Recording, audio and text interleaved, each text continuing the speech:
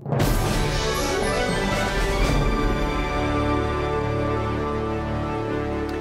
thank you so much for joining us for CBN NewsWatch. I'm Ephraim Graham.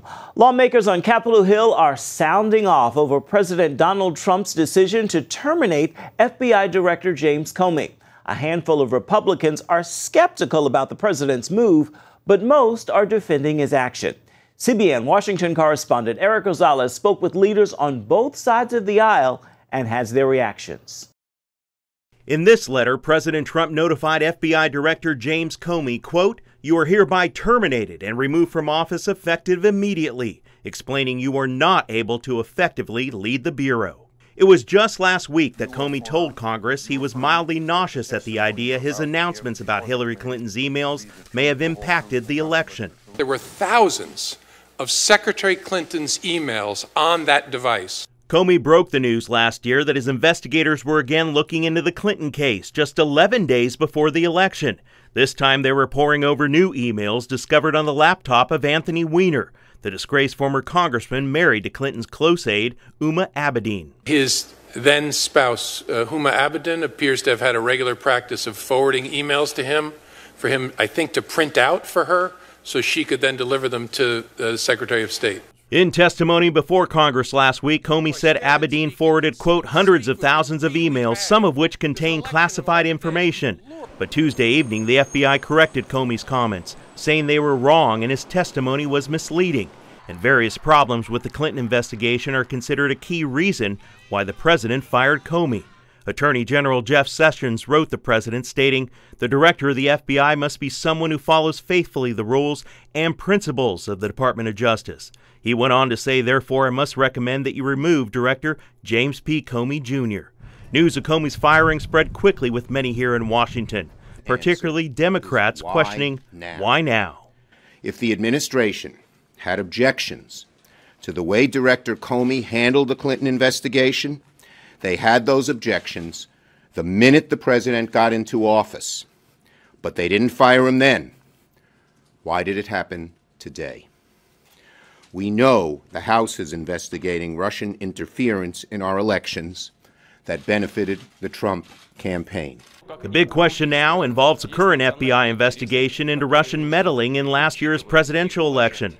Attorney General Jeff Sessions had to recuse himself after news reports revealed he had undisclosed meetings with the Russian ambassador last year. No doubt it's going to be a real test for both the FBI and the Department of Justice, as the White House expects to name a new director soon.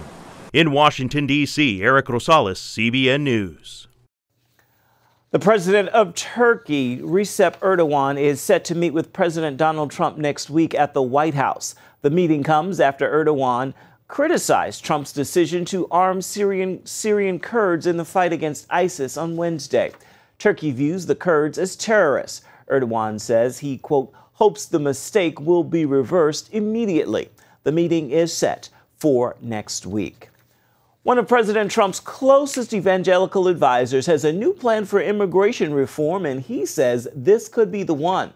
The initiative stops short of full citizenship, and Reverend Samuel Rodriguez, president of the National Hispanic Christian Leadership Conference, believes it could help win approval from the powerful House Freedom Caucus. The plan acknowledges the continued need for border security and the impracticality of deporting 11 million illegal immigrants. So what do? We legalize them by giving them permanent residency as long as they're not dependent on welfare and government subsidies and they're already working. We legalize them. Not citizenship, but permanent residency. Rodriguez has worked for immigration reform for the last 11 years and believes a willing White House and Republican-controlled Congress could make it happen this year. He also says his 40,000 churches are on board with the plan. The Christian bakers in Northern Ireland who were fined for refusing to make a cake for a same-sex wedding have seen their profits increase. The big surprise left the couple with profits of $1.5 million in 2016 compared to $1.3 million in 2015. That is according to the Belfast Telegraph. The bakers were originally found guilty of discrimination for refusing to make a cake with a message that said support gay marriage on it. but the battle is not over. Wednesday, the Christian Institute reported the Supreme Court there has listed a hearing for the case in October. A night of solemn remembrance and passionate advocacy for the persecuted church happened in Washington, D.C. Wednesday. More than 600 believers from 130 nations came to the World Summit to defend persecuted Christians. They came from all branches of the Christian faith and all points of the globe. Evangelist Franklin Graham, he exhorted the crowd to support and defend the persecuted, but above all, to pray. The purpose of the summit is to chains fall off. When people pray, gates that were closed, gates that were locked are opened. When people pray, people get set free. The purpose of the summit is to give persecuted Christians an opportunity to share their struggles and for those in the free world to hear their pain and minister God's love to them. The event goes through this Saturday. Go to CBNNews.com for daily reports on the summit, and we'll have a full report on Friday's 700 Club. Television producer Roma Downey is behind a new film that documents the horrors faced by Christians in the Middle East. Faith Keepers tells the first-hand stories of Christians in nations like Iraq, Syria, and Egypt who are persecuted for their faith. Downey and her team hope the documentary will bring awareness to American Christians about the reality of what's happening in the Middle East. The film will be shown in churches nationwide May 23rd. Still to come, right here on CBN NewsWatch, the Six-Day War marked a pivotal moment in Israel's history. See the impact it had on archaeological discoveries in Jerusalem. We've got the story next. President Donald Trump is still considering moving the U.S. Embassy in Israel from Tel Aviv to Jerusalem. Despite reports to the contrary, a senior White House official says Trump has not yet made a decision either way. CBN White House correspondent Jennifer Wishon asked if warnings from Turkey's president not to move the embassy are influencing his decision. Does that warning and warnings from other Arab leaders play into his decision as he's considering this move? I'm not going to get into the decision-making process here. All I can tell you is that he's still reviewing it, and as soon as we have a decision, I know we'll be happy to report back to you guys. President Trump travels to Israel later this month, just as Israelis celebrate the 50 years since their victory in the Six-Day War. In the past 50 years, archaeologists have uncovered some of history's most significant finds in and around Jerusalem. As Chris Mitchell reports, those discoveries became possible when Israeli troops captured East Jerusalem in June of 1967. At 10 years old, Eilat Mazar felt like part of her family came home when she first heard that Israel recaptured the old city. Even as a child, I could sense that this is a huge event. It's like you get something back. People related to it like returning a lost son. That's what we were expecting for. Now it's happening. 23-year-old Gabi Barkai felt like his apartment added a room. It was as if I visited the back room of the apartment in which I lived, that I was prohibited from entering for years. And suddenly it opens. Just imagine, it is my house. It is my city, and suddenly I can see it with my own eyes. I can touch it. Now both Mazar and Barkai are among Israel's leading archaeologists. With teenage volunteers behind us, we talk with Barkai at the Temple Mount Sifting Project. It's a revolution. And you were part of that revolution. I started my career then. We sat down with Mazar at Hebrew University, overlooking the city. After the '67 war, what did it mean for archaeology? I would say that it's a turning point. Both described how the Six-Day War redefined archaeology in Jerusalem. In a couple of years after the Six-Day War, the results of Jerusalem archaeology accumulated to be much more than whatever was done in 150 years beforehand. From 1948 to 1967, Jerusalem was a city divided by landmines, barricades, and barbed wire. Suddenly, after the Six-Day War and years of neglect, the doors of Jerusalem were opened to archaeologists who longed to uncover its ancient past. The first dig took place here at the southwestern wall of the Temple Mount by Eilat Mazar's grandfather, Benjamin. My grandfather excavated 10 continuous years without stopping. This was a fantastic project, almost no parallel in dimensions. Hundreds of people worked. They revealed fantastic remains of ancient Jerusalem from all periods. It caused a boom of archaeology. There were suddenly budgets for archaeology. There was a public interest in archaeology of Jerusalem. People come and visit the archaeological sites of Jerusalem. Since 1967, Mazar and Barkai have made some of Israel's greatest finds. We showed in the reveal King David's palace. We showed now more of the King Solomon's constructions, city, just as the Bible describes. He built a city wall around the temple, around his own palace. We discovered the earliest biblical manuscripts ever discovered, predating the Dead Sea Scrolls by many centuries. These are two tiny scrolls of silver. We have the priestly benediction. The Lord bless you and keep you in both of them. So did many of these discoveries after the 66-day war, did they confirm the biblical record of Jerusalem? In general, the answer is yes. The history which emerged from the results of the excavations fits well the historical data embedded in the Old Testament. Perhaps Mazar's greatest find brought the Bible to life. From the biblical times, finding the seal impression from King Hezekiah himself, this is unparalleled, unheard of, to come as close as you can imagine to a biblical figure, not to mention such a king as King Hezekiah. So to find his seal impression, it's almost touching him. Is there any connection between what you've discovered and the time when Jesus was here in Jerusalem? Yes, for sure. In the book of Acts and in the Gospel of John, there is a mentioning of the eastern porch of the Temple Mount, which was pre-Herodian. It appears under the name of the Porch of Solomon. And over there lies a capital which originates from the Porch of Solomon. We have the floors upon which the coins were rolling when Jesus turned upside down the temples of the money changers. We have those very floors, we have those very coins. The biblical stories and the New Testament story, by the way, it goes together because they just prove quite accurately the development of Jerusalem, and the way Jerusalem is described is quite accurate. Today, 50 years after the war, Jerusalem is an open city. Visitors can come to see the excavations below the city of David, at the pool of Siloam, where Jesus healed the blind man, or the massive dig near the walls of the old city.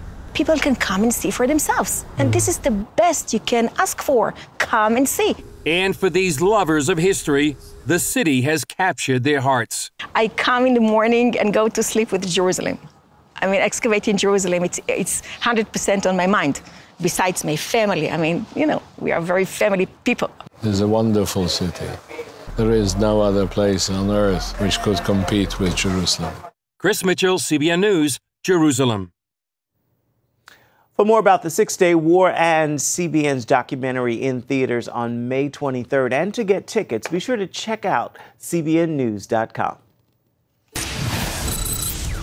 Still to come right here on CBN NewsWatch, from homeless to hero, find out how one Nashville musician is giving the city's down and out a second chance. Check out Google and Yelp and you'll see the cookery in Nashville has a near perfect rating. In addition to serving great food at great prices, the restaurant serves its community as well. Owner Brett Swain has made it his mission to help the city's homeless because he used to be one of them. Brett Swain was one of those people we see nearly every day on our city streets.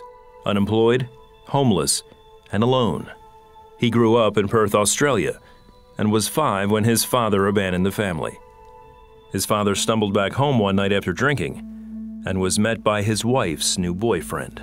There was a scuffle that occurred, and he was intoxicated, and he was pinned down by this other man. And I remember just looking at my dad and feeling hurt that my dad was defeated. No one is supposed to be able to defeat your dad. If the guy who was my dad was so easily beaten, then who's going to be there? The boyfriend was abusive to Brett and his sister, and he eventually left too. Brett got a job to support the family, but it never felt like enough. This pervading, gnawing sense that something is wrong, and you are wrong, you're bad, and everything that happens around you is bad.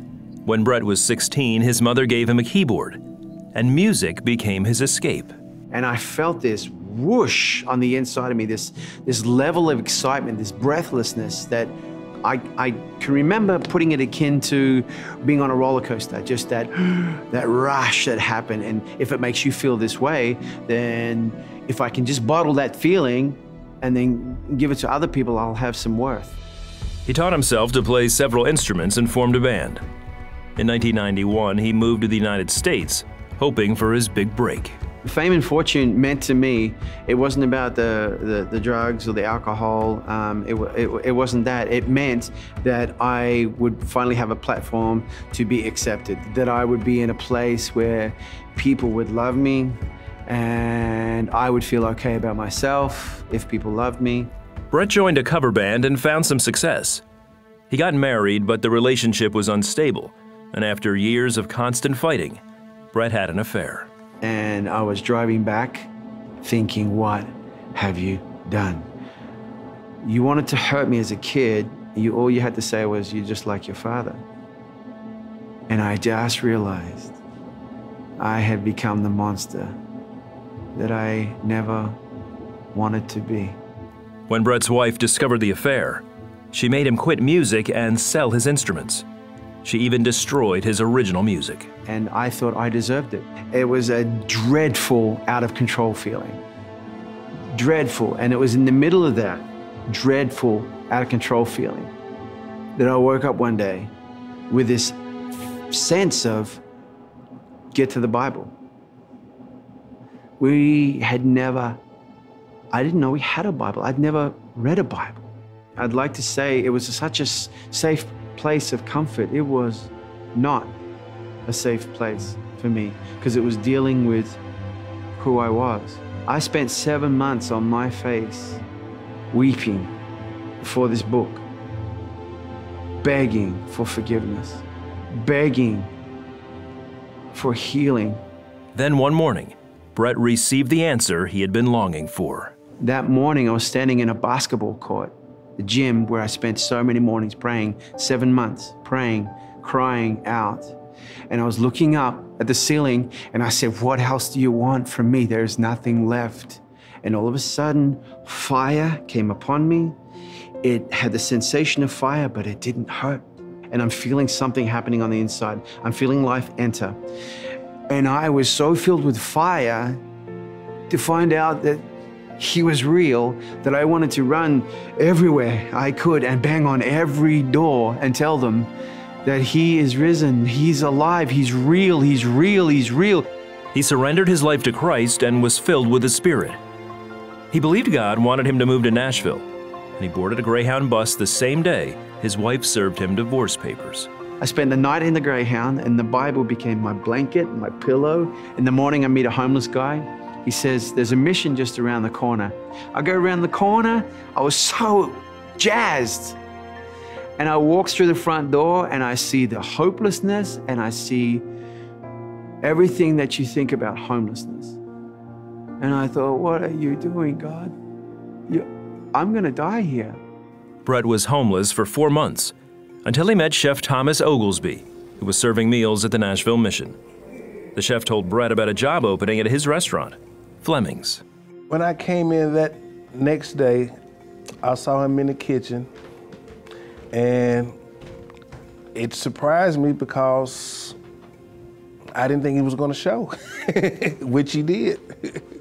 And after that, he asked me a lot of questions, and I gave him a lot of answers about the kitchen, and he just took it off from there. Within a few months, from entry-level cook and day cleaner, they offered me the keys to the restaurant. A little while later, they're starting to fly me to different parts of the country to train up opening crews for brand new Fleming's stores. And eventually I became second chef in charge of the Nashville store. He worked at Fleming's for 8 years. In 2014, he opened his own restaurant, The Cookery. He employs as many men from the mission as he can and trains and certifies them as cooks. It wasn't just about taking care of people's needs anymore. It had to do with restoring hope and giving them a sense of dignity through their own gifts. And hope restored is a very awesome thing. Brett married Marari in 2011, and together they run the restaurant and 2 discipleship homes. They also feed the homeless of Nashville every Saturday. But the greatest gift he offers is the hope he's found in Jesus Christ. I was taken from darkness to light into someone who doesn't know how dark it can get. It's hard to say, but to someone who is experiencing something like this, the word safe glows golden.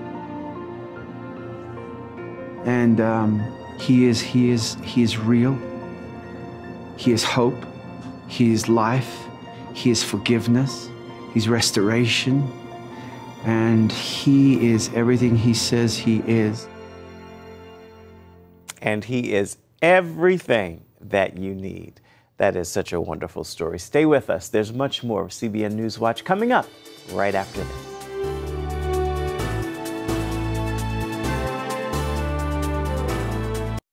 Time now for your Thursday Thankful. Every day you have breath is a day to be thankful. And today I invite you to join me in this prayer of gratitude. God, I happily receive your grace beyond measure. Now bless me to extend that immeasurable grace to others. That's not always easy, we know, but it is always necessary.